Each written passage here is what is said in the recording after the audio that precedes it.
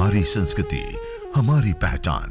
यज्ञ, योग, आयुर्वेद सदा रहे हमारे साथ। भारत के प्राचीन ग्रंथों एवं आधुनिक विज्ञान का दिव्य संगम, यज्ञ महिमा।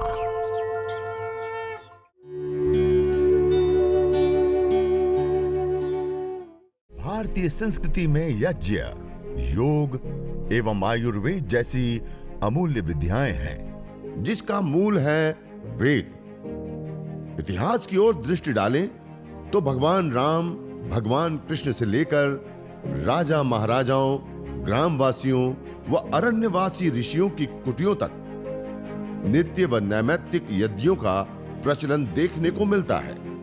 ये जैसे विषग्न धूप है, इनके नाम से आप परिचित तो हो गए होंगे। विषग्न, जो विष, जितने भी विष संबंधी अर्थात विषाणु, जिसको अंग्रेजी इंग्लिश में वायरस कहा जाता है, तो ऐसे जो वायरस जनित रोग हैं, तो उन रोगों से अपने आप को कैसे उभारें, तो उसके लिए ये प्रायोगिक सामग्री है जो आयुर्वेद के जो ग्रंथ हैं उसमें बताया गया है कि कैसे एक रोग तैयार होता है और वो महामारी बनते बनते पूरे जनपद को वो विध्वंस कर देता है। तो ऐसे जो रोग होते हैं, उस रोगों के समाधान के लिए, उनके निवारण के लिए जो औषधि आयुर्वेद में बताई गई हैं, वो इसमें हमने बता ही दिए हैं कि लाख है, हल्दी है, जिसमें करक्यूमिन तत्व पाया जाता है, वो कैंसर के लिए भी अद्भुत है। फिर अतीस है, हड़र है, मोथा है, निर्गुंडी, तो ये वात संबंधी भी है। इलायची है, तो ये मस्तिष्क के लिए। तमालपत्र, तगर, पुष्कर, मूल, प्रियंगु, पुष्प है। तो ऐसे बहुत सारे सामग्री मिलाकर ये विषग्न धूप तैयार किए गए हैं। तो जिनके घर में किसी भी प्रकार से फंगल इन्फेक्शन है या वायरस जनित रोग है, जैसे अभी हम देख रहे हैं चारों ओर कैसे भय का वातावरण बना हुआ है, और वो भी सबसे अधिक जो भारत में और भारत के आसपास जो पड़ोसी देश हैं, वहाँ पर भी इसका लहर देखने को मिल रहे हैं। और कितने दुखित लोग हैं, कोई इससे पीड़ित है, और जिनको कोरोना हो गए, तो कोरोना होने के बाद किसी के हार्ट में समस्या है, किसी के लंग्स में, किसी को स्मेल की अभी भी कमी बनी हुई है, स्मेल सही से उनको नहीं मिल पा रही है, आँखों की समस्या हो गई। और अब तो आप देख ही रहे हैं कि फंगस भी आ गए, ब्लैक फंगस, वाइट फंगस जैसे, और वो भी इतना घातक है जिसको भारत सरकार ने महामारी के रूप में उनको घोषित करना पड़ा। और ये हमारे मस्तिष्क में, हमारे श्वास में, कहीं पर भी, और कई ऐसे केस आए जिनके जो छोटी आंत थे उसमें वो फंगस पहुंच गए, जिसको ऑपरेशन के माध्यम से निकालना पड़ा। तो ऐसी जो बीमारी है उससे कैसे हम अपने आप को सुरक्षित रख पा सकते हैं, तो उसके लिए यह जो प्राकृतिक तरीका है, यह जो यज्ञीय प्रक्रिया है, इसके माध्यम से हम अपने घर को सैनिटाइज कर सकते हैं, अपने कपड़ों को, वस्त्रों को, क्योंकि जो फंगस है वो इन वस्त्रों के माध्यम से भी आ सकता है, हमारे स्किन के माध्यम से आ सकता है, अन्य और जो घर में सामान उसके माध्यम से। तो यदि हम अपने घर में हवन करते हैं, यज्ञ करते हैं, तो उससे जितने भी घर में कोई फंगस इत्यादि है, बैक्टीरिया संबंधी कोई बीमारी है, तो उन सबको न्यूट्रलाइज करने का काम करता है, उनको कंट्रोल करने का काम करता है। तो ये पूर्ण रूप से सैनिटाइजर है, जिससे हम सैनिटाइज करते हैं अपने घर को। हम झाड़ू तो लगाते हैं, हम सफाई तो करते हैं, लेकिन हम नीचे की सफाई करते हैं, ज़मीन की सफाई करते हैं, दीवारों की सफाई करते हैं, परंतु क्या हम कभी इस हवा की सफाई करते हैं, जिस हवा में, जिस वायु में हम 24 घंटा श्वास ले रहे हैं, जिस वायु में हम 24 घंटा अपना समय बिता रहे हैं, चाहे वो छोटे हो या बड़े हो, सभी उसी श्वास के माध्यम से अपना जीवन चला रहे हैं। तो उसका क्या हम कभी विचार करते हैं कि उसकी भी सफाई करनी चाहिए? लेकिन हमारे मन में ऐसा नहीं आता। और आज कई ऐसे एनालिसिस हुई है जिसमें ये पाया गया है कि बाहर जो आउटडोर जो एयर है उनकी अपेक्षा जो इनर के जो एयर है वो अत्यधिक घातक है, क्योंकि हम जो घर में अलग अलग इलेक्ट्रिक सामान प्रयोग करते हैं, हमारे घर के कपड़ों से, वस्तुओं से निरंतर जो डस्ट है वो उड़ते रहते हैं और हम आते जाते रहते हैं, तो उससे भी जो विषाक्त जो वायु है, टॉक्सिक जो गैसेज है, वो भी हमारे साथ दरवाजे के माध्यम से, खिड़कियों के माध्यम से, क्योंकि हम 24 घंटा तो अपने घर को बंद कर नहीं रख सकते हैं, खोलना ही पड़ता है, तो वो सभी आकर स्टोर हो जाता है। अब उसको निकलने के लिए जगह नहीं मिलता और उसी में हम अपना जीवन बसेरा करते रहते हैं। तो इसके लिए हमको विचार करना चाहिए और वो विचार हमको ऋषियों ने दिए कि हम यज्ञ के माध्यम से अपने जो घर के परिवेश वातावरण है उसको हम शुद्ध बनाएं, उसको हम रोगनाशक बनाएं, कीटाणुनाशक बनाएं, उसको हम पुष्टिवर्धक बनाएं। जो वायु हमको श्वास के माध्यम से हमको प्राण शक्ति देती है, हमारे जीवन को आगे बढ़ाती है, वो हमारे लिए घातक ना बने, वो हमारे लिए विनाशकारक ना बने। आज हम देख रहे हैं चारों ओर जो परिस्थिति बनी हुई है, आप दिल्ली शहर के बारे में सुने होंगे। अभी तो चूँकि लॉकडाउन के कारण से बहुत इसमें कमी आई है, भगवान की कृपा हुई है बारिश के माध्यम से कि चारों ओर इस वातावरण को शुद्ध बनाकर जो एयर पॉल्यूशन की स्थिति को कम किए हैं। लेकिन ये जैसे ही लॉकडाउन हटेगा पुनः वैसी स्थिति बनने वाली है और आने वाले समय में तो और पता नहीं कि कैसी स्थिति बनेगी। जिस प्रकार से अभी दिल्ली में सुने थे कि ऑक्सीजन की कमी के कारण से कई लोगों को हार्ट की समस्या हुई, अस्थमा की समस्या हुई, कई लोगों ने अपने जान भी गंवाए। तो आने वाले समय में ऑक्सीजन को भी, हवा को भी इस प्रकार से बोतल में बंद कर कर हमको लेकर घूमना पड़ेगा प्रत्येक व्यक्ति को। जैसे आज जल को बोतल में बंद कर कर हम कहीं भी जाते हैं यात्रा में तो अपने साथ लेते हैं। तो ऐसे स्थिति में हम कैसे जो ऑक्सीजन का लेवल है, जो वायु है, उसको हम सुगंधमय बना सकते हैं। तो मैं बता रहा था कि दिल्ली में जो रहने वाले लोग हैं उनकी जो आयु है वो 5 वर्ष घट चुकी है, कम हो गई है, क्योंकि वहाँ इतने जहरीली गैसें निरंतर बह रही है। अलग अलग जो व्हीकल हैं, चाहे वो 2 व्हीलर हो, 4 व्हीलर हो या फिर अन्य जो हवा में उड़ रहे हैं सभी प्रकार के एयरक्राफ्ट हो, एरोप्लेन हो, हवाई जहाज हो, अन्य जो कंपनियां जिनके जो कारखाने हैं उससे निकल रही जो टॉक्सिक गैसेज हैं, मीथेन जैसे, CO2 जैसे, CO जैसे, CFC जैसे, SO2, NO2 जैसे, जो हमारे शरीर के लिए बहुत ही विनाशकारक हैं। और मेथिल आइसोसाइनाइड जो आप भोपाल गैस कांड सुने होंगे, करीब 1984 की ये बात है, जिसमें करीब 13,000 लोगों की मृत्यु इस गैस के कारण चली गई। तो ऐसे जो विनाशकारक गैस आज भी इस वातावरण में अलग अलग जो फैक्ट्रियां चल रही है उससे निकल रही हैं और वो हमारे श्वास के माध्यम से जाकर हमारे लंग्स को वो डैमेज कर रही है, हमारे जो हार्ट बीट है उसको कम कर रही है, हमारे मस्तिष्क को कमज़ोर बना रही है। उसके कारण से एल्जाइमर जैसे रोग हो रहे हैं, बच्चों में ऑटिज्म जैसे रोग हो रहे हैं, जिसमें किसी भी प्रकार से हमारा मस्तिष्क से शरीर का कोई कनेक्शन नहीं होता और ना हमको कोई समझ आता है, ना कुछ सूझता है। बस शरीर एक सामान्य, जिसको हम जीते जी मुर्दे के समान कह सकते हैं, वो चलता रहता है। तो ऐसी स्थिति आ गई है।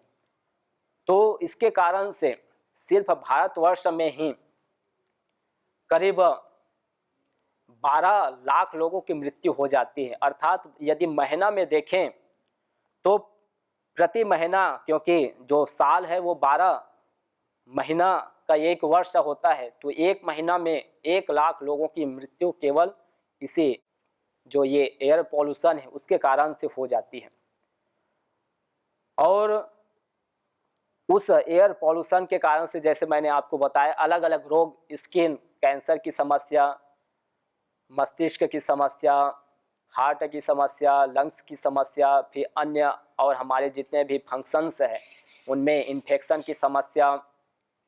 तो इन सबको कैसे रोकें, कैसे अपने आप को हम इन सभी से बचा पाएँ, तो उनके लिए ये सभी विधाएं यज्ञ के रूप में हमें ऋषियों ने प्राप्त किए। तो मैं बता रहा था आपको ये जो विषग्न धूप है, तो इसको आप अपने घर में सैनिटाइजर के रूप में आप प्रयोग कर सकते हैं, जिससे कि आप अपने घर को अस्पताल बना सकते हैं। परमपिता परमेश्वर सर्वशक्तिमान ने हमको नेचुरल अस्पताल बनाकर दिए हुए हैं, हम उसको समझ नहीं पा रहे हैं। आपके पास जितने भी पेड़ पौधे हैं सब में औषधीय गुण हैं। इसीलिए एक प्रसिद्ध श्लोक भी आता है कि अमंत्रम अक्षरम नास्ति नास्ति मूलम अनौषधम अयोग्य पुरुषो नास्ति योजकस्तत्र दुर्लभा कहा है कि ऐसे संसार में कोई भी अक्षर नहीं जिससे मंत्र न बनता हो, और ऐसे कोई घास फूस पेड़ पौधे नहीं जिसमें औषधीय गुण न हो, और ऐसे कोई मनुष्य भी नहीं जिसमें भी कोई गुण न हो। अर्थात सभी के अंदर गुण है, परंतु कहा गया योजकस्तत्र दुर्लभा कि उसको पहचानने वाले कोई बिरले लोग ही होते हैं। चरक सुश्रुत जैसे धन्वंतरी जैसे ऋषिगण ही होते हैं जो ठीक प्रकार से पेड़ पौधों के गुण कर्म स्वभाव को जानकर वो उपयोग ले पाते हैं और अपने शरीर को वो स्वस्थ बना पाते हैं, अपने मन को स्वस्थ बना पाते हैं, अपने जो आत्मा है उसका ऊर्ध्व गमन कर पाते हैं। फिर अगली जो औषधि आपको मैं बताना चाहूँगा, जैसे अभी मैं चर्चा कर रहा था कि श्वास संबंधी, तो श्वास संबंधी जिनको रोग हो जाता है तो उनके लिए श्वासामृत हवन सामग्री, और आगे हमने इसको और बहुत सुंदर अपडेट कर कर इसको और आगे तैयार कर रहे हैं कि जिनको भी, तो ये श्वास संबंधी, तो इसमें भी देवदारू, हल्दी, तेजपत्ता, गुग्गल, लाख, फिर अरंड मूल है, राल है, तो ऐसे बहुत सारी इसमें जड़ी बूटियों को मिलाकर ये श्वासामृत, जिनको श्वास संबंधित समस्या हो, दमा, अस्थमा और किसी भी प्रकार से हार्ट में, लंग्स में इन्फेक्शन हो, तो उसको रेस्पिरेटरी सिस्टम को कैसे और स्ट्रॉन्ग बनाया जाए, उसको कैसे और सुचारू रूप से चलाया जाए। और आज सिर्फ मनुष्य को ही दमा अस्थमा की समस्या नहीं है। आप विचार कीजिए, और आपकी दृष्टि मैं वहाँ ले जाना चाहता हूँ जहाँ रोड के किनारे आप देखते हैं पेड़ पौधे, जब गाड़ियाँ चलती हैं और जहाँ अत्यधिक भीड़ भाड़ इलाके हैं, जहाँ अत्यधिक वाहन फैक्ट्रियाँ लगी हैं, वहाँ के आप पेड़ पौधे वृक्षों को देखेंगे तो कहीं ना कहीं मुरझाए हुए आपको मिलेगा, अस्वस्थ मिलेगा, उनके जो पत्ते हैं वो सूखे हुए मिलेगा। इसका क्या कारण है? तो इसके जब गहराई में जाते हैं तो उनके जो स्टोमेटा है, अर्थात जो रंध्र छिद्र है जहाँ से वो अपना भोजन बनाता है, प्रकाश संश्लेषण की क्रिया करता है, फोटोसिंथेसिस कार्य करता है, प्रोसेसिंग जो चलता है केमिकल, वो उस डस्ट के माध्यम से रुक जाता है। और जब रुकेगा तो निश्चित रूप से वो जो क्रियाएं प्रकाश संश्लेषण की वो बाधित होगा, और जो उनके अंदर जो क्लोरोफिल जो तैयार जिसके कारण से ये अपने भोजन बनाकर हरे भरे बने रहते हैं वो समाप्त हो जाता है। तो इस कारण से पत्ते भी, पेड़ पौधे भी सब दमा अस्थमा से जूझ रहे हैं। और पेड़ पौधे भी नहीं बल्कि अब पशुओं को भी आप कई ऐसे देख रहे हैं जो इस वायु प्रदूषण के कारण से उनके भी जो रेस्पिरेटरी सिस्टम है वो भी अब धीरे धीरे डाउन होते जा रहे हैं, क्योंकि वो भी हमारे तरह ही 24 घंटा श्वास ले रहे हैं। तो ऐसी स्थिति में हम अपने मनुष्य के साथ साथ अन्य पेड़ पौधों जीव जंतुओं को भी हम संभाल सकते हैं। तो उसके लिए श्वासामृत आपको सामग्री मैंने ये बताई, जिससे आप अपने श्वास का फूलना, जिनको जैसे सीढ़ी में चलते हैं तो या कोई थोड़े से कदम चलते हैं तो उनका सांस फूलने लगता है। और अभी कोरोना की स्थिति में बहुत ऐसे लोग हैं जिनके पूर्ण रूप से ये डैमेज हो चुके हैं। तो ऐसी स्थिति में यदि हम इसकी धुनी लें, इसमें थोड़े से और गूगल डालकर यदि हम इस अग्नि में डालकर यदि हम श्वास प्रश्वास करते हैं, इनहेल एक्सहेल करते हैं, तो निश्चित रूप से हम अपने आप को पुनः उभार सकते हैं। तो ये आपको श्वास संबंधी बताया। और वैसे ही ये गर्भधा हवन सामग्री, जिसके माध्यम से जो माताओं में या पुरुषों में जो समस्या होती है कि जो ओवम है या स्पर्म है उसका सही निर्माण न हो पाना, गर्भ संबंधी विकृति, बंध्यत्व जिसको कहा जाता है कि गर्भाशय में वो जो अंडाणु है उनका ना निर्माण ना होना, पुरुषों में शुक्राणु का निर्माण ना होना, और उसके कारण से जो आगे जिस अभिलाषा के साथ गृहस्थ जीवन में प्रवेश करते हैं वो फिर पूर्ण नहीं हो पाते और फिर इसी प्रकार से एक कुंठा भरे जीवन उनको जीना पड़ता है। उनको अपने आप को संकुचित होकर जीना पड़ता है, चारों ओर वो अपने आप को कोसने लगता है चारों ओर से। तो ऐसी स्थिति में यदि हम यह जो गर्भधा हवन सामग्री है, इस सामग्री को संतिष्ठित सामग्री आगे और आ रही है, तो इस सामग्री को आप इस अग्नि में जलती हुई में डालकर आप हवन करें। और फिर इस प्रकार से जब पूर्ण आहुति हो जाए तो धुनी भी ले लें और उसी में आप यज्ञ सामग्री को डालकर फिर रोगानुसार आप हवन करें। तो जैसे कपालभाति है, अनुलोम विलोम है, अन्य और जो उदर संबंधी है जो आसन है, मंडूक आसन, गोमुख आसन, तो ऐसे आसनों को कर कर आप इस प्रकार के जो समस्या है उससे आप निकल सकते हैं। और ऐसे हमने बहुत सारे केस देखे हैं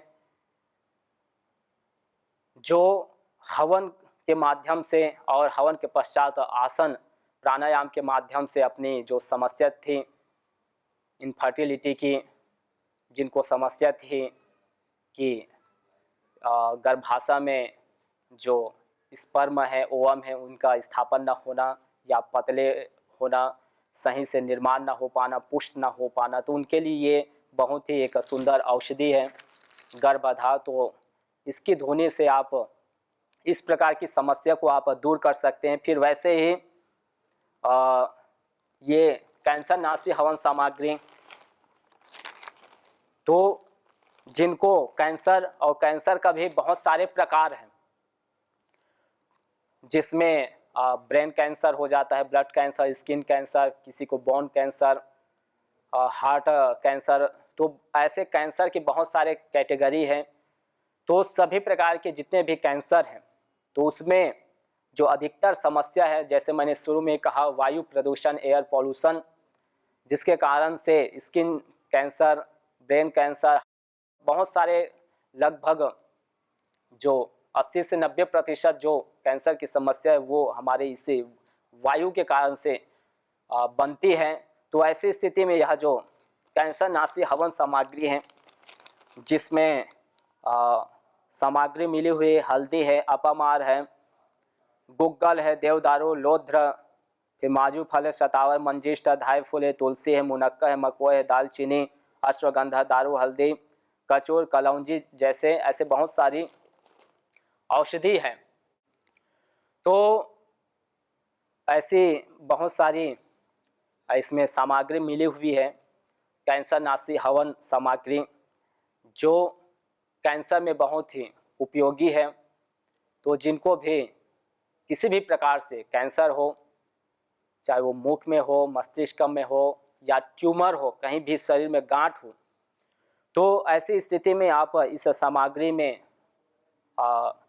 घी मिला लीजिए और साथ में गुग्गल मिलाकर उससे आप हवन करें। और हवन के पश्चात इस प्रकार से जब अंगारे शेष रहे तो उसी में जो सामग्री है उसको इस प्रकार से डालकर आप उसी में प्राणायाम करें तो कितने चाहे बड़े रोग हो उन रोगों से आप अपने आप को उभार सकते हैं।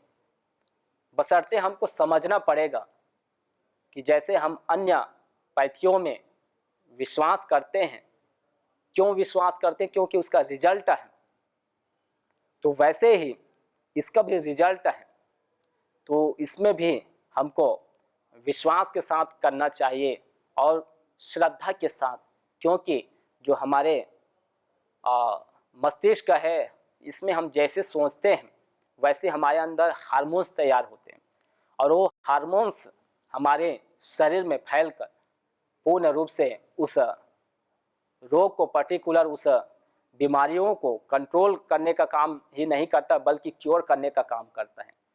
तो हम सुखपूर्वक सोचें, अर्थात हम अपने आप को कभी भी कमज़ोर न समझें। यह हम विचार कर करें कि मैं क्यों न अपने रोगों को दूर कर सकता हूँ, मैं क्यों नहीं स्वस्थ बन सकता हूँ, अपने रोगों को मैं क्यों हरा नहीं सकता। तो जब हम इस प्रकार से अपने मन को बना लेते हैं तो आधा काम ऐसा ही हो जाता है। तो ये कैंसर नाशी हवन सामग्री जिससे आप अपने कैंसर को उभार सकते हैं और इसमें हमने कई ऐसे केसेस हैंडल किए हैं। डॉक्टर तारसी आर्य जी जैसे, जिन्होंने करीब 20 वर्ष से इस कार्य क्षेत्र में संलग्न होते हुए यज्ञ के माध्यम से वो ट्रीटमेंट देते हैं लोगों को, जिनमें अलग अलग कैंसर जैसे रोगों से लेकर इनफर्टिलिटी और जिनको हम असाध्य बोलते हैं, क्रिटिकल क्रोनिक डिसीज कहते हैं। तो ऐसे रोगों से उन्होंने लोगों को निकाले। तो ये कैंसर नाशी न होता प्रदूषण और रोगों का वार, करते यदि यज्ञ योग पेड़ पौधों का विस्तार, यज्ञ योग पेड़ पौधों का विस्तार। यज्ञ शिष्टा सिनः संतो मुच्यन्ते सर्वकिल्बिषैः, भुञ्जते ते त्वघं पापा ये पचन्त्यात्मकारणात्। अर्थात जो यज्ञ शेष बचे हुए अन्न का पान करते हैं, प्रसाद को प्राप्त करते हैं, प्रसाद को ग्रहण करते हैं, वह मुच्यन्ते सर्वकिल्बिषैः, सभी प्रकार के पापों से, दोषों से मुक्त हो जाते हैं। भुञ्जते तु त्वघं पापा ये पचन्ति आत्मकारणात्, जो केवल अपने पेट की आपूर्ति के लिए अन्न को पकाते हैं, वह अन्न नहीं अपितु पापी लोग पाप का भोग कर रहे हैं। यज्ञ की अग्नि पदार्थों को सूक्ष्म कर देती है। सूक्ष्मीकरण से पदार्थ की शक्ति असंख्य गुना बढ़ जाती है एवं औषधि का वह शक्तिशाली अंश उभर आता है जिसे कारण तत्व कहते हैं। स्थूल औषध की तुलना में सूक्ष्म के सामर्थ्य का अनुपात अत्यधिक बढ़ा चढ़ा होता है।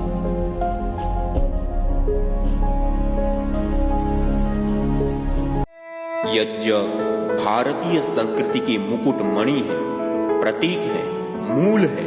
मानव जीवन के हर पहलू के साथ यज्ञ जुड़ा हुआ है, चाहे वह संस्कार, चाहे पूजा पाठ या फिर पर्व से लेकर हर शुभ अशुभ अवसरों में भी यज्ञ करने की सार्वभौमिक, वैज्ञानिक एवं पंथ निरपेक्ष पावनी परंपरा रही है। आइए हम संकल्प लें, संसार के श्रेष्ठतम कर्म यज्ञ को अपनाएं। पिंड और ब्रह्मांड में संतुलन कायम करने वाले यज्ञ को अपने जीवन का अभिन्न अंग बनाएं एवं प्रकृति मां के प्रति अपने ऋणों को अदा करें। विश्व स्वास्थ्य का एक नारा, यज्ञ से होगा जग उजियारा।